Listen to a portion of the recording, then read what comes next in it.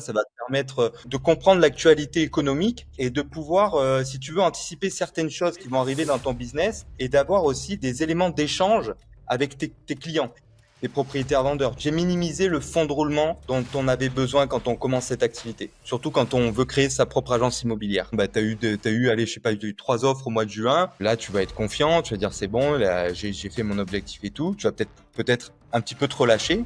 Sauf que dans 6 mois, tu n'auras pas les encaissements nécessaires. Donc, j'appuie sur un bouton pour faire tourner de la publicité sur les réseaux. Elle va recevoir des coordonnées pour pouvoir téléphoner, tout ça. On le voit au niveau de l'estimation. Tu as aujourd'hui plein d'outils qui utilisent l'intelligence artificielle qui va te permettre d'améliorer ton estimation et aussi la présentation de ton estimation. Il me faut des leads, il me faut des leads. Ok, mais des fois, tu les as, les leads. Il faut juste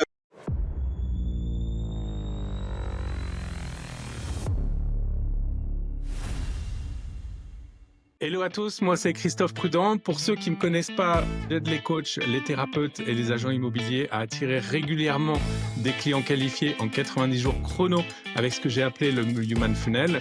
Aujourd'hui, dans cet épisode de podcast, j'ai le grand plaisir d'inviter Julien Bernadac.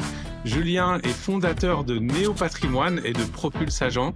Il est lui-même agent immobilier, mais il a également créé son propre réseau de mandataires. Et c'est une de ces raisons, mais c'est pas la seule pour laquelle je l'ai invité. Julien, bienvenue dans Les Entrepreneurs Inarrêtables. Merci Christophe, merci beaucoup pour ton invitation. J'ai vraiment hâte de réaliser cette interview avec toi. Nickel, on est parti. Julien, je vais commencer peut-être pas par une question habituelle où je vais te demander de présenter ton parcours. Je préfère faire les choses différemment. Si toi, tu devais résumer ton parcours plutôt sous la forme d'une image ou d'une métaphore, en fait, ça serait quoi? Je vais le faire sous une métaphore. Je pourrais dire que, tu vois, il y a 4 ans maintenant, j'ai quitté le port du salariat pour prendre le large. Après quelques tempêtes, j'ai appris à lire les vents et aujourd'hui, j'aide d'autres navigateurs à prendre la barre de leur business. C'est une belle métaphore, effectivement, la navigation, hein. On navigue dans l'espace entrepreneurial, on apprend toujours des choses. On apprend aussi à gérer les imprévus et les vents imprévus de cette navigation. Ouais. Bravo pour cette métaphore, vraiment, je pense que ça fait beaucoup de sens. Qu'est-ce qui, pour toi, a fait le déclic de passer de l'agent immobilier indépendant, quasiment seul, à un entrepreneur qui performe et qui structure un réseau immobilier, en fait? Si tu veux, moi, j'ai vraiment commencé complètement seul, hein. J'ai créé mon agence, j'étais vraiment tout seul. Alors en plus, c'était en 2022, c'était vraiment le début de cette crise qu'on a connue récemment post-Covid. Et si tu veux, j'avais vraiment réalisé mes objectifs. C'était 100 000 euros de réaliser 100 000 euros de chiffre d'affaires, donc d'accompagner un maximum de clients. J'ai pris beaucoup de plaisir. Et le déclic, ça a été quelqu'un de mon entourage, une partenaire avec qui je travaillais, qui était plutôt dans la partie travaux et tout ça. Et dans son domaine d'activité, ils avaient pas mal de souffrances, donc elle avait mis fin à son entreprise. Et elle m'a dit, écoute, Julien, je sais pas si tu recrutes, mais moi j'ai toujours rêvé de faire ce métier. Donc du coup, là, je me suis posé la question.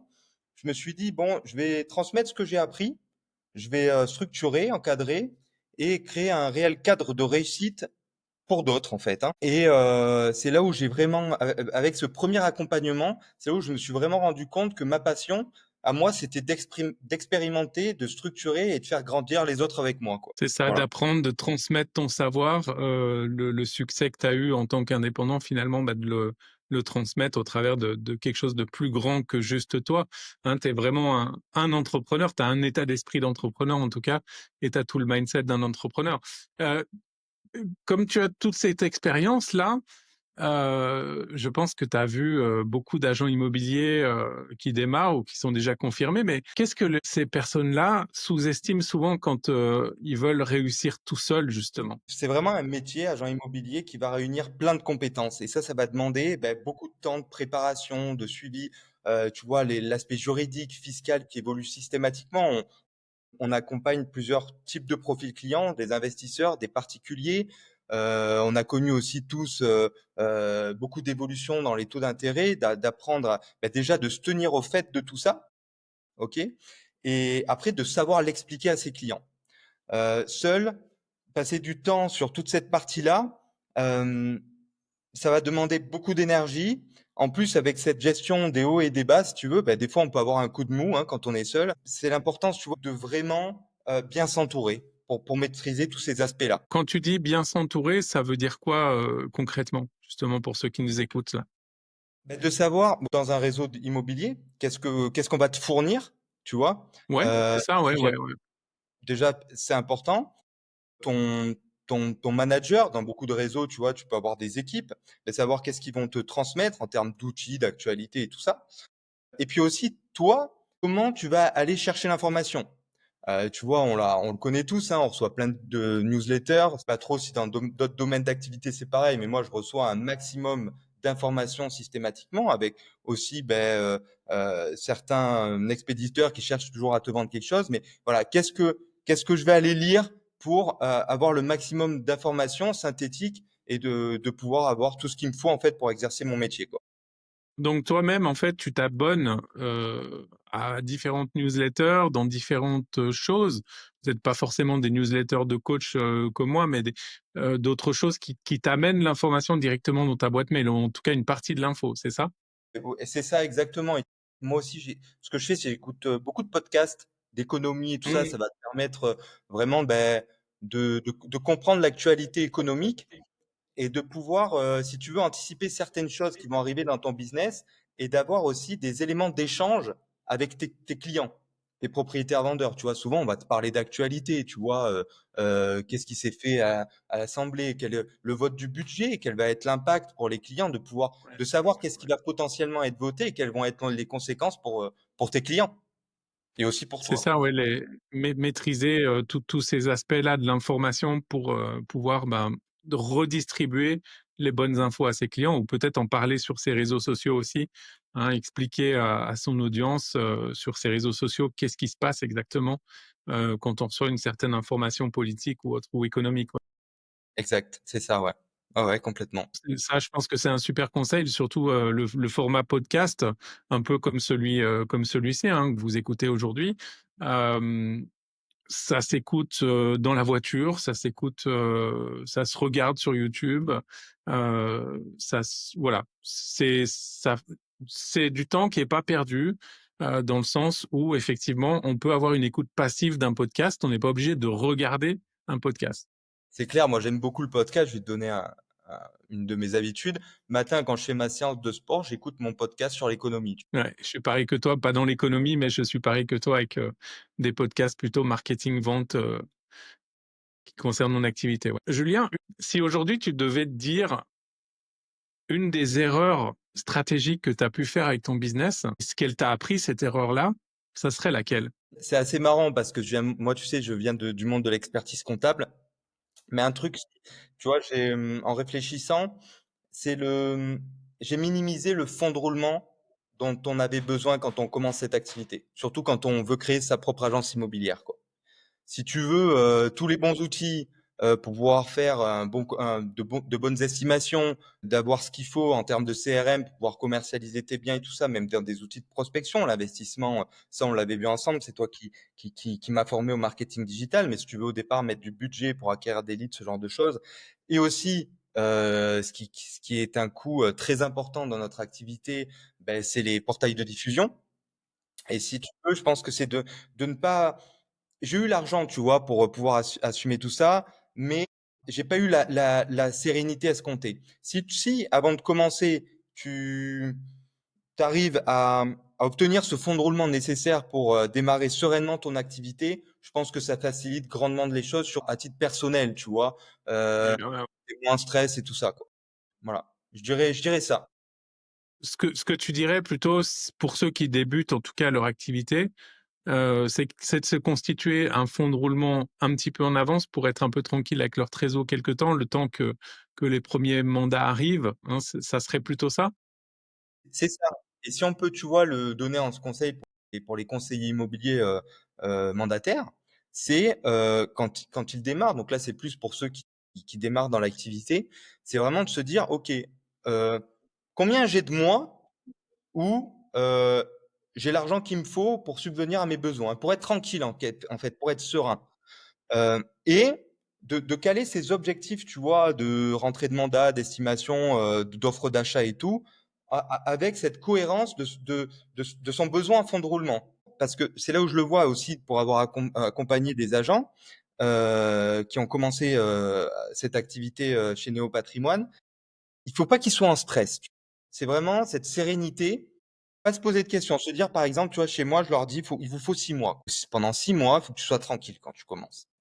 Et après, on voit, tu vois, en fonction, par exemple, s'ils n'ont pas eu d'offre d'achat les 4 premiers mois ou quoi, eh bien, on va chercher peut-être du fonds de roulement supplémentaire ou on va travailler des choses pour qu'ils soient pas déjà en difficulté financière et surtout qu'ils ne soient pas en situation de stress. Parce que c'est là souvent où ben, tu vas pas améliorer tes résultats. En tout cas, tu vas pas avoir les résultats escomptés. Et on a cette pression financière, effectivement, on peut pas entreprendre, de manière sereine et ça va nous bloquer, ça va nous amener des peurs et plein de fausses croyances qui font qu'on ne sera pas assez performant, dans n'importe quel métier de l'entrepreneuriat, hein. C'est pas simplement l'immobilier. Mais l'immobilier est un peu plus particulier parce qu'effectivement, quand on a un mandat, ça vient, l'argent arrive plus tard, hein, donc il faut vraiment anticiper tout ça. Ce décalage, tu signes une offre d'achat, tu auras ta com dans 3 4 mois. C'est vraiment quelque chose qu'il faut anticiper dans notre métier, quoi. C'est très important. Tu as dû le voir aussi dans l'accompagnement. Souvent, bah, t'as eu, allez, je sais pas, tu as eu 3 offres au mois de juin. Là, tu vas être confiant. Tu vas dire, c'est bon, là, j'ai fait mon objectif et tout. Tu vas peut-être un petit peu te relâcher. Sauf que dans 6 mois, ben, tu n'auras pas les encaissements nécessaires. Donc, c'est ça, d'avoir vraiment ce suivi, tu vois, fixer ces tableaux de bord pour pouvoir anticiper tout ça et ce qui permet d'être vraiment serein tout le temps, en fait. Et ça donc ça, c'est quelque chose sur lesquels toi tu apprends à tes mandataires justement à créer ces tableaux de bord, à les mettre en place pour leur donner cette visibilité? Maintenant, nous, on fait un rendez-vous trimestriel chaque trimestre. Donc déjà, un Mmh. rendez-vous qu'on va réaliser au mois de décembre. On va faire le bilan de l'année réalisée. Tu vois, on va fixer nos nouveaux objectifs. On va regarder des ratios, tu vois, combien tu allais faire d'estimation pour réaliser tant de ventes. Et avec tous ces ratios étudiés, donc estimation, mandat de vente, mandat exclu, mandat de recherche et tout, on va regarder et on va caler ces ratios sur les objectifs de l'année suivante. D'accord? C'est ce qui va permettre de savoir, l'agent va savoir qu'est-ce qu'il doit réaliser pour arriver à ses objectifs. Et tous les trimestres, on regarde ce qui a été réalisé. On peut même changer un petit peu les objectifs pour, bah, en gros, ce pilotage est primordial. Finalement, un pilotage d'entrepreneur, hein, il y a pas de il y a pas de secret, je pense dans toutes les activités. Moi, j'ai mon dashboard business, un agent immobilier aussi devrait en avoir, un agent immobilier ou indépendant ou mandataire, hein, peu importe. On est entrepreneur et on doit avoir un suivi de et une anticipation de tout ce qu'on veut arriver à faire financièrement, ouais, ouais. Est-ce qu'aujourd'hui, ce que tu fais pour tes mandataires, Julien, hem, dans ton réseau à toi, est-ce que tu penses qu'aujourd'hui, dans tous les réseaux, immobiliers français ou en tout cas français, est-ce que tu penses qu'il y a que ces informations-là qui sont extrêmement importantes pour l'entrepreneuriat, elles sont assez véhiculées, en fait, au sein des réseaux immo? Franchement, je pense pas, et c'est aussi une des raisons de pourquoi j'ai créé mon réseau, si tu veux. Parce que ce type d'aspects qui sont pour moi incontournables n'est pas réalisé ailleurs. Alors peut-être qu'ailleurs il est. Souvent, ça peut être aussi des responsables d'équipe qui le font pour les agents, pour l'équipe qu'ils ont montée. Mais non, je pense pas que ce genre de point se soit réalisé partout. Et je pense qu'il le faut, quoi. C'est très important. C'est une chose que j'ai pu remarquer, en tout cas chez les élèves que moi j'accueille, dans mon univers de coaching à moi, c'est qu'effectivement, on apprend les lois de l'immobilier, hein, les lois Allure et cetera, les formations obligatoires. On apprend plus ou moins à prospecter, des fois de la bonne manière, des fois pas toujours de la bonne manière. On apprend effectivement à faire des estimations, à avoir tout le processus de vente d'un bien, mais on n'apprend pas à être des entrepreneurs et ça, c'est quelque chose, je trouve, qui manque et que toi, tu apportes, en fait. Bah, c'est aussi ce que j'ai vécu, tu vois, en accompagnant des clients de tout type d'activité quand j'étais dans l'expertise comptable, hein. C'est voilà, c'est certaines choses qui ne sont pas abordées qui peuvent avoir des conséquences importantes. Et pareil, tu vois, voilà, c'est ça. Tu as souvent de la reconversion. Il y a beaucoup d'agents mandataires qui étaient anciennement salariés et ce sont vraiment des choses qui c'est normal qu'ils ne le connaissent pas. Ils l'ont jamais vécu, en fait, ça. Donc quand on est créateur, quand on est générateur de ces revenus, il faut clairement avoir un œil là-dessus, quoi. Sinon, on peut vite être dépassé ou mal anticipé. Pareil, derrière, il y a déjà le revenu qu'il nous faut, Mais après, il y a de l'optimisation fiscale à faire, de l'optimisation sociale aussi. Enfin, il y a tout cet aspect de chef d'entreprise qu'il faut savoir gérer. Ouais. À commencer par le choix des statuts au départ, hein, qui est pas toujours le bon. Le choix de l'auto-entrepreneur est peut-être pas forcément adapté. Ça dépend de plein de situations. Ça Donc, il dépend de faut plein de savoir situations. être. Mmh. Ou alors le statut peut évoluer aussi en fonction de son évolution à soi, hein. Il y a plein de choses à faire en entrepreneuriat. C'est clair. J'ai ma prochaine question, Julien, c'est plutôt un petit jeu que je fais avec tous mes invités. J'appelle ça le mythe à détruire. Et je vais te donner 3 idées reçues sur le secteur immobilier, donc dans le métier de conseiller immobilier, d'agent immobilier. Et tu vas en choisir une que tu aimerais dégommer, vraiment que tu aimerais tuer, et nous expliquer pourquoi, en fait. OK? Ok, ça Donc, marche. première idée reçue, c'est que pour réussir dans l'immobilier, il faut être un tueur au téléphone. Il faut être très bon au téléphone en appel à froid. Deuxième mythe que j'ai pu constater, l'intelligence artificielle, elle va remplacer tous les agents immobiliers. Et le troisième mythe que j'aimerais te laisser détruire ou pas, c'est les formations, ça sert à rien. De toute façon, moi, mon réseau, il m'a appris, et c'est le terrain qui apprend aussi, c'est l'expérience qui apprend. Voilà, je te laisse choisir une de ces idées reçues. Ben, j'aimerais bien déjà te dégommer les 3 idées reçues, hein, notamment 2, tu vois, avec la partie sur l'IA et sur la partie formation. On est obligé d'en choisir qu'une, Christophe? On peut faire les trois si tu veux. Au moins 2, tu vois. La partie sur l'IA, pour moi, ça, je veux vraiment le dégommer parce que non, elle va pas remplacer les agents. Mais en tout cas, elle va mettre de côté ceux qui ne l'utilisent pas, je pense. Tu vois? Heu, clairement aujourd'hui, hein, moi je vois, je fais beaucoup d'accompagnement, j'accompagne énormément les conseillers sur l'intelligence artificielle. Pourquoi? Bah, parce que déjà, elles te font gagner un temps fou, OK? Et elle va permettre de monter ton niveau. C'est-à-dire que tu vas pouvoir créer plus de valeur ajoutée pour tes clients. On le voit au niveau de l'estimation, tu as aujourd'hui plein d'outils qui utilisent l'intelligence artificielle qui va te permettre, beh, d'améliorer ton estimation et aussi la présentation de ton estimation. Et donc après, bon, ça, c'est un truc basique, tu as plein de choses au niveau de l'IA, mais pour aller à l'essentiel et te répondre rapidement, non, ça va pas supprimer le métier d'agent parce que l'humain est vraiment au cœur de notre métier, ça c'est clair. Par contre, elle va permettre de monter ton niveau et ceux qui l'utilisent pas vont être dépassés. En tout cas, ceux qui l'utilisent vont pouvoir passer plus de temps avec leurs clients, plus travailler sur ce relationnel et gagner un temps maximum en tout ce qui est administratif et voilà. C'est ça. Et puis un autre phénomène, hein, pour rester juste dans ce sujet-là, on verra les autres mythes juste après. Euh, dans un podcast précédent, justement, on a parlé de ça avec Marie-Aude qui était invitée ici. Et ce qu'on se rend compte, ce qu'on sait de plus en plus, c'est que les clients de l'agent immobilier, donc les propriétaires qui vendent un bien ou peu importe, eux aussi, ils utilisent ChatGPT, ils utilisent l'IA. Et donc, ça change un petit peu l'information que eux connaissent. Tu vois, est-ce que c'est peut-être pas toujours vrai ou pas, mais ça impacte aussi directement l'agent immobilier, le fait que ses clients peuvent aussi utiliser l'IA. Et ils l'utilisent.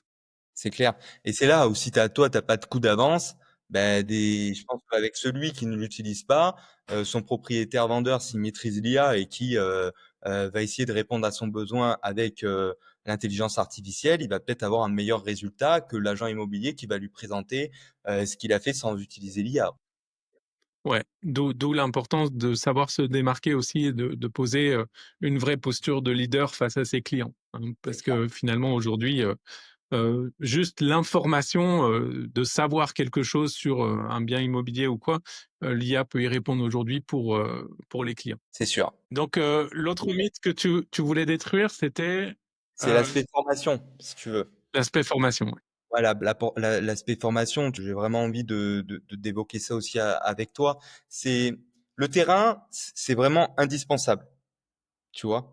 C'est clair, je le vois moi dans l'accompagnement, ils vont beaucoup monter aussi en compétence avec la formation terrain. Mais une bonne formation, ça permet de prendre un raccourci.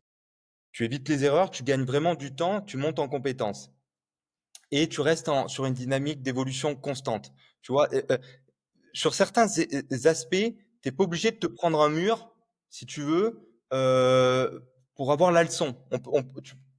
Tu peux aussi trouver ta réponse à travers une formation, tu vois. Pour moi, c'est vraiment essentiel. Et c'est là où c'est quelque chose d'important. Je me suis beaucoup formé au départ et la formation m'a appris des aspects que je connaissais pas. Euh, Ça m'a permis de découvrir de nouvelles choses, de se remettre en question. En fait, on sait pas tout. Il y a des choses qui automatiquement, même si des fois on va faire des formations qui nous ont pas beaucoup apporté ou quoi, il y a une petite chose, tu vois, qu'on a entendu à cette formation qui va avoir un impact sur notre quotidien et sur notre métier, quoi. C'est hyper C'est important. ça. Et peut-être que cette petite chose-là, elle vaut des milliers d'euros. Elle vaut beaucoup plus cher que la formation à acheter, en fait. C'est clair. Et ce gain de temps. Voilà, ce gain de temps, tu peux gagner Le des gain de années. temps, comme tu dis, le raccourci pour gagner des mois, voire des années sur une technique spécifique ou sur une prise en charge plus globale. Ouais, ouais, ouais. Revenons, Julien, au réseau immobilier que tu as créé et puis au réseau immobilier en général. C'est quoi la différence pour toi entre un réseau immobilier qui grossit vite, qui grossit rapidement, c'est-à-dire qui va tout de suite avoir des tas de mandataires qui vont être recrutés, Ouais. ou un réseau dur dans le temps? La différence, qu'est-ce qui fait la différence? C'est ça la question? Ouais, c'est ça. Bah, c'est vraiment, tu vois, pour moi, le réseau qui va durer dans le temps, c'est celui qui mise sur la réussite de ses agents qui le composent. Tu vois, ça vraiment, pour moi, c'est ce qui est vraiment important. Quand tu regardes un petit peu avant de créer Néo Patrimoine et de me lancer dans le recrutement et tout, j'ai fait cette recherche. Si tu veux, c'était de savoir un petit peu quel est le CA moyen des conseillers des différents réseaux qui peuvent exister, tu vois. Et là, quand même, tu prends une sacrée claque. C'est-à-dire que tu te dis, mais les mecs, comment ils font pour vivre, quoi, tu vois? C'est vraiment, est-ce que, bah, pour tous ceux qui ont fait de la reconversion, est-ce que déjà ils gagnent au minimum, est-ce qu'ils gagnent ce qu'ils gagnaient avant en tant que salariés? Et tu vois, c'est vraiment que je m'attache à faire moi au quotidien. C'est pour ça aussi, tu vois, on a évoqué tout ça, les prévisionnels et tout, les objectifs, qu'ils sachent après combien il faut générer en brut pour gagner en net, tout ça, c'est primordial. Mais surtout, c'est ça. Ce qui fait la différence, je pense, c'est se focaliser sur la réussite des agents qui composent le réseau et non pas le nombre d'agents.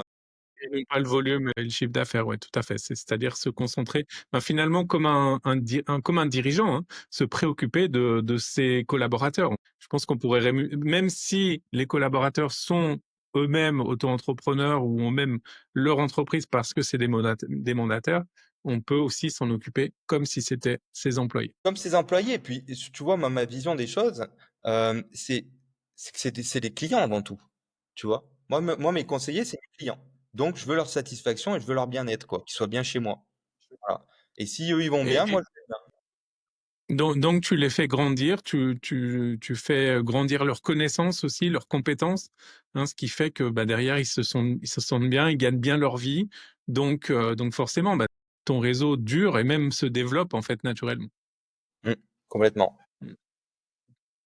Comment tu fais cohabiter toi cette croissance de ton entreprise et le respect de l'humain justement dans le management que tu as, parce que on le sait, enfin moi je l'ai vécu.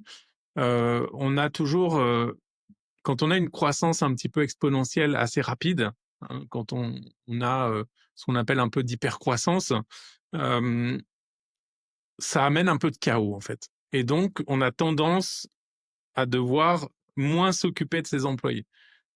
Et je sais justement que dans cette phase dans laquelle tu es en ce moment, dans une phase exponentielle assez rapide, comment trouves le temps, toi, en tant que manager, pour continuer à t'occuper de tes mandataires? Comment je trouve le temps? Ben, déjà d'avoir recruté, ça m'a permis, moi, de passer moins de temps sur la transaction, tu vois? Euh, pour reprendre l'aspect humain que tu as évoqué, tu vois, on attire dans ce métier, enfin, je vois les agents mandataires ou en tout cas ceux qui ont rejoint mon réseau, pour eux, c'est indispensable qu'il y ait de l'humain, en fait, tu vois.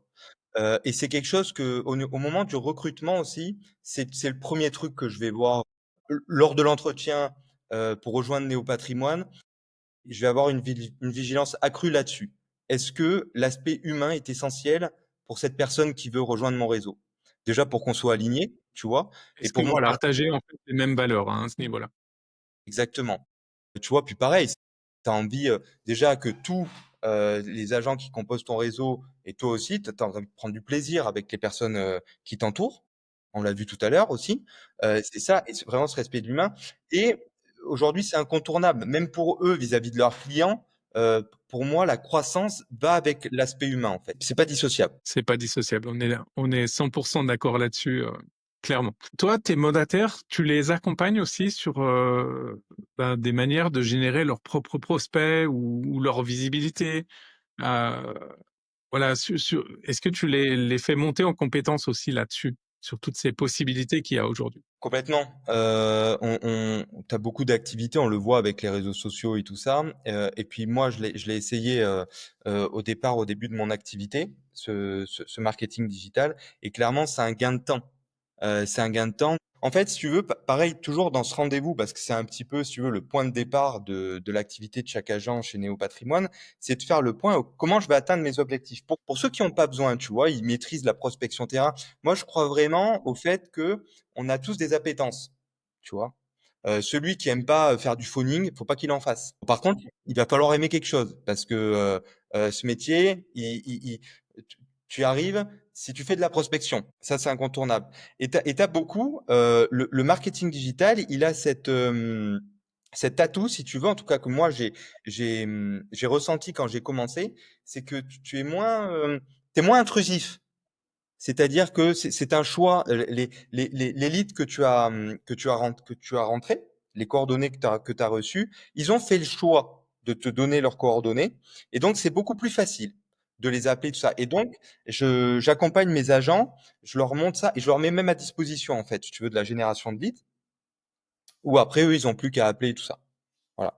Mais oui, pour moi, Donc toi, en tant que directeur de réseau IMO, en fait, tu leur fournis des leads aussi. complètement. Ça en dépend en fonction de leurs besoins. Tu vois, j'en ai une là qui avait en plus réussi son objectif déjà 2025. Ça a été son choix aussi, c'est ça que je respecte. Elle a fait pause, quoi. Vraiment, à partir du mois de mars, elle avait fait beaucoup de ventes au mois de décembre. Elle a fait pause. Et là, plus rien à vendre et tout. Ben j'appuie sur un bouton pour faire tourner de la publicité sur les réseaux. Elle va recevoir des coordonnées pour pouvoir téléphoner, tout ça. Pour moi, c'est primordial, quoi. Et après, effectivement, j'imagine que tu la coaches ou tu l'accompagnes en tout cas pour qu'elle sache quoi dire au téléphone aussi à ces leads-là. Clairement, ouais. Est-ce que dans ces thèmes de prospection, justement, qui est, comme tu l'as dit, un incontournable du métier, hein, aujourd'hui, je pense que même en général, une entreprise ne fonctionne pas sans prospection. Je connais aucune entreprise qui monte son chiffre d'affaires sans avoir une part d'acquisition de leads et de prospection. Euh, à part peut-être des boîtes historiques qui ont 30 ans et encore. Qu'est-ce que toi, tu vois justement chez les agents IMO qui font complètement à l'envers, en fait, quand ils prospectent? Que ça soit sur le terrain ou que ça soit autrement, hein. Les erreurs qu'ils font déjà, tu vois, je dirais, c'est ils veulent tout tester en même temps. Tu vois ce qu'on disait tout à l'heure de se focaliser sur ce avec quoi on est le plus à l'aise. Alors, ce qui est l'idéal, c'est de faire, si on aime par exemple faire de la prospection terrain, créer du relationnel, tu vois, en allant sur les marchés, dans le monde associatif. Déjà, si on est quelqu'un qui aime ces différents échanges, de faire de nouvelles rencontres et tout ça, ce qu'ils prennent à l'envers, déjà, je trouve que c'est de se disperser, tu vois, et de pas faire le choix voilà, ma prospection, c'est ça, j'y vais à fond et je reste focus là-dessus et je vais au bout, quoi. Tu vois, par exemple, parce que c'est avec toi que j'ai appris le marketing digital, c'est de pas lâcher. Le lead, quand tu l'as, ben, il faut entretenir une relation, il faut aller sur un climat de confiance avant voilà. Euh, tout ça, c'est important. Et souvent, ben, ils vont pas au bout.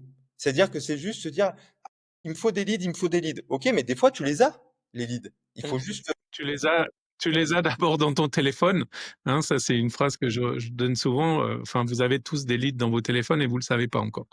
C'est clair. Ça, c'est clair. Et après, tu vois, mieux vaut une méthode bien appliquée que 10 mal exploitées. Mm, mm, mm, mm. Et ce que tu veux dire, en fait, c'est l'agent IMO qui fait un petit peu de tout, c'est-à-dire, allez, je vais faire un petit peu de pige, le lendemain, je vais faire un peu de porte-à-porte, le lendemain, je vais faire un petit peu un post sur les réseaux sociaux. Euh, c'est ça, en fait, que tu es en train d'expliquer. C'est ça, c'est ce que je vois. Et puis, pour être transparent avec toi, c'est ce que je faisais quand j'ai commencé.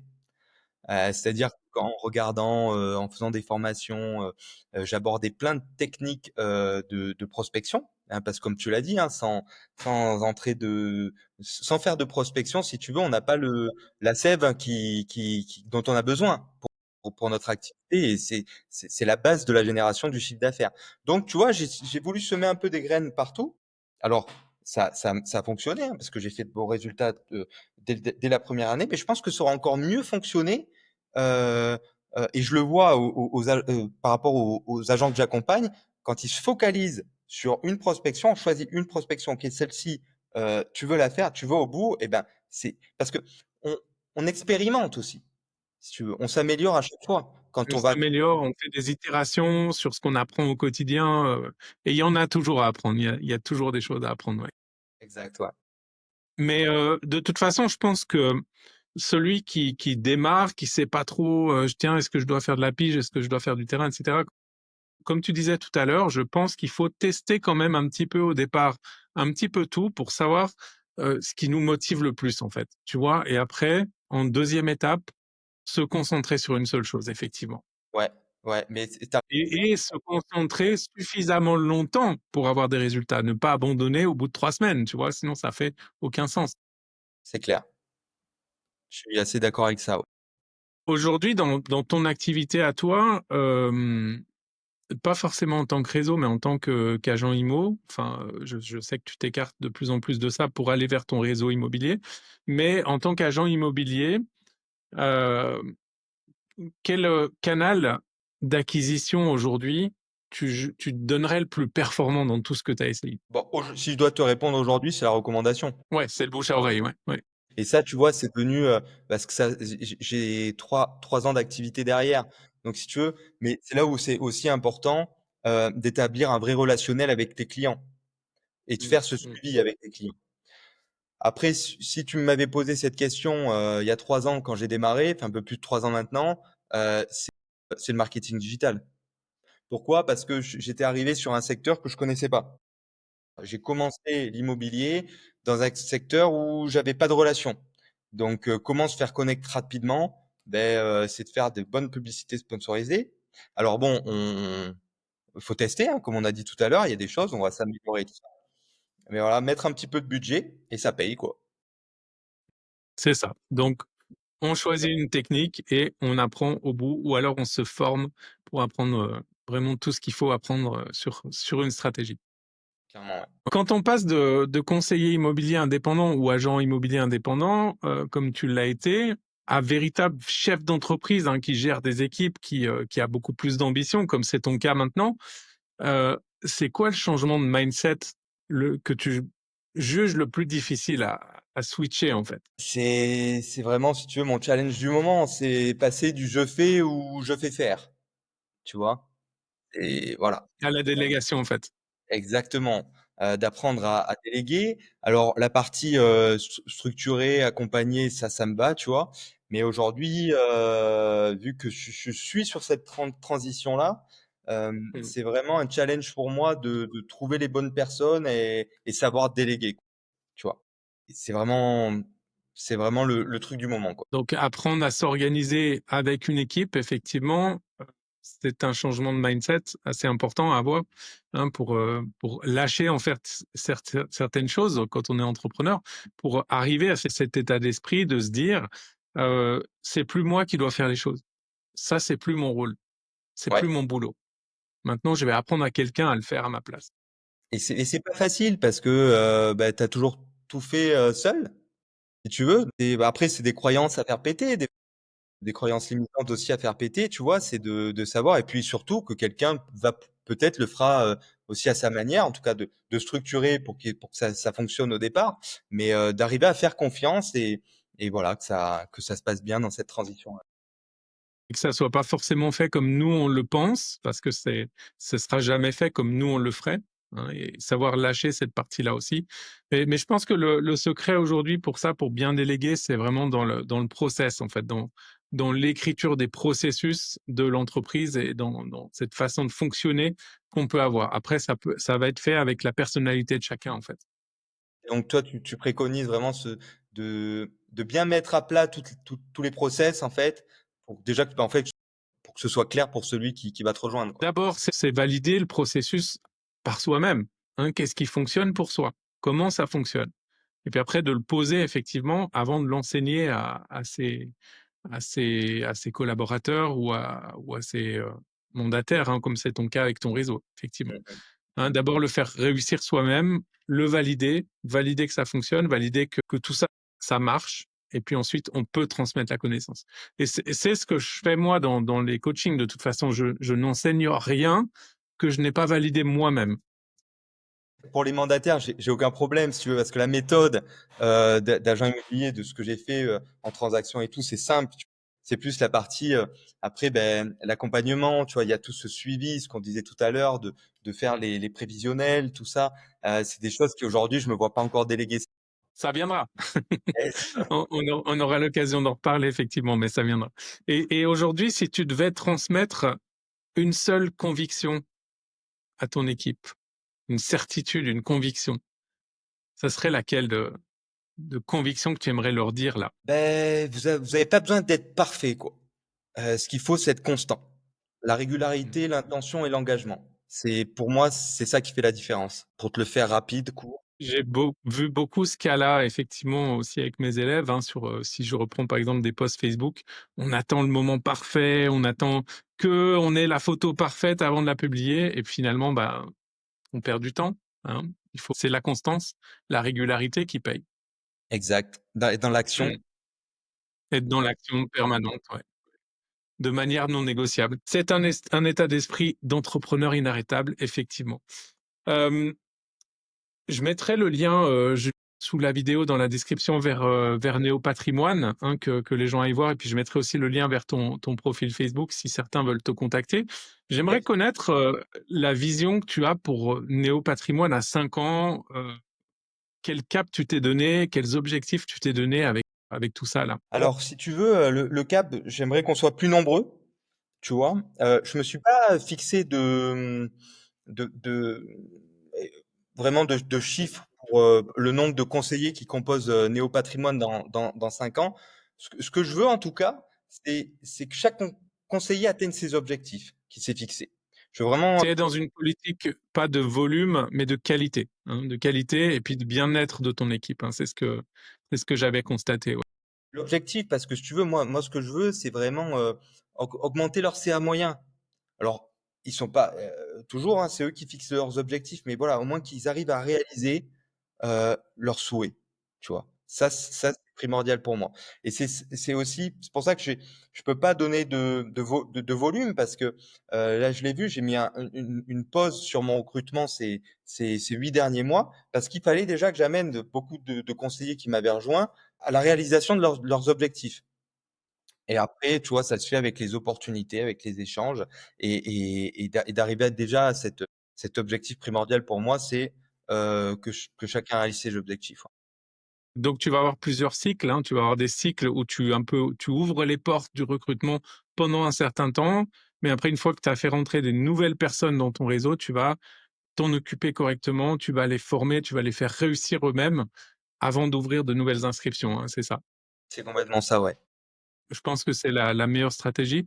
Ça serait ma stratégie à moi si je devais recruter des collaborateurs, hein. Je ferais pas entrer 50 personnes, tout de suite dans mon entreprise, ça serait le chaos sinon. Il faut y aller petit à petit, effectivement.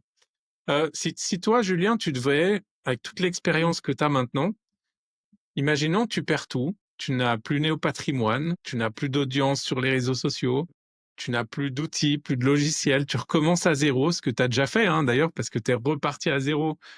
Tu es arrivé, je crois, à Clermont-Ferrand, où, comme tu disais, tu es reparti sans rien, sans réseau, sans contact, sans équipe. Tu ferais quoi là pour réussir à nouveau? Est-ce que tu referais le même parcours ou est-ce que tu ferais autre chose avec un plan d'action qui serait différent? Pour être honnête, je referais un peu la même chose, hein. Je referais un petit peu la même chose. La partie digitale, bon, ce qu'il y a de bien, c'est que maintenant j'ai acquis beaucoup de compétences, donc ce serait beaucoup plus facile de le faire, beaucoup plus rapide aussi. Après, ce que peut-être je ferais différemment, c'est aller plus sur le terrain, tu vois, on l'a évoqué un petit peu au début, aller dans des associations qui me tiennent à cœur pour, déjà, apporter, apporter un peu de moi-même et pouvoir échanger avec des gens, augmenter mon relationnel, en fait, sur le terrain. C'est là où je me rends compte aussi que c'est ce plaisir-là, de nouvelles relations, et qui derrière, en plus, si tu veux, c'est vraiment un bénéfique sur tous les tableaux, c'est qu'en plus, ça va te procurer pas mal de business. C'est ça. Donc, tout de suite, donc, t'irais te donner une certaine visibilité, tu ouvres tes réseaux sociaux, tu fais quelques posts, j'imagine que c'est, hein, ce que tu disais, et tu vas chercher du réseau, du réseau, du réseau, des relations. C'est la clé. Mmh. C'est la clé et puis, on bâtissait les entreprises comme ça, de tout temps et pourquoi ça aurait changé aujourd'hui avec le digital? Alors oui, on a des outils en plus, on a des possibilités en plus qui sont assez extraordinaires, mais la base reste le réseau. Complètement, c'est ça. Est-ce qu'il y a une question, Julien, ça sera ma dernière question d'ailleurs. Est-ce qu'il y a une question que toi, on te pose jamais et à laquelle tu aimerais répondre aujourd'hui? On me pose souvent la question de comment réussir, en fait, hein, mais rarement comment rester aligné une fois que ça marche, tu vois? Très important, effectivement. Et je pense que c'est ça le vrai défi, tu vois? Ne pas se perdre dans la croissance.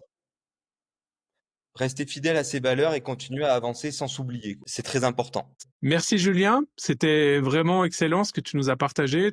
Moi, j'ai passé un super moment, hein, comme d'habitude avec toi en tout cas. Je sais que ceux qui nous écoutent repartiront avec des idées de ce que tu as donné et des pistes à explorer, de nouvelles portes à ouvrir, et peut-être un nouveau regard aussi sur la manière de structurer un business, une entreprise à succès dans l'immobilier, qu'on soit indépendant, qu'on soit une agence ou qu'on rêve plus grand. Voilà, je te laisse le mot de la fin, Julien. Déjà, nous dire où est-ce qu'on peut te retrouver, où est-ce qu'on peut te contacter pour en savoir plus sur Néo Patrimoine. Euh, voilà, qu'est-ce que tu aimerais dire, toi, comme mot de la fin pour terminer? Bah, déjà que comme mot de la fin pour synthétiser un peu tout, ce qu'on a pu évoquer et tout, c'est arrête de te poser des questions, fonce quoi, faut y aller, faut être dans l'action. Et après, bah, pour me retrouver, je suis présent sur les différents réseaux sociaux, hein, donc Julien Bernadac. Et après, vous pouvez aller consulter mon site internet Néo Patrimoine. Et pour ceux qui veulent en connaître plus sur notre organisation et nos différents services chez Néo Patrimoine pour les conseillers indépendants, j'ai une plaquette, donc sur demande, je vous l'envoie et vous pouvez regarder tout ça, quoi. En tout cas, merci Vous beaucoup. mettrez le, Merci mais Christophe. c'était un grand plaisir. Je vous mettrai de toute façon le lien dans la description sous la vidéo, hein, que vous puissiez aller voir le site à Julien et pourquoi pas prendre contact avec Julien si vous avez envie de lui parler. Voilà, si cet épisode vous a plu, pensez à vous abonner à la chaîne, hein, pour rien manquer des interviews suivantes de ce podcast-là. Aidez-moi aussi à faire vivre ce podcast, hein, en le repartageant à d'autres personnes, à vos confrères, à vos collègues, hein, qui pourraient avoir besoin d'entendre ce que nous a dit Julien aujourd'hui. Et comme toujours, eh bien, on garde le cap, on crée un mouvement, on est des entrepreneurs inarrêtables. Je vous souhaite à tous une très très bonne journée. Ciao, ciao.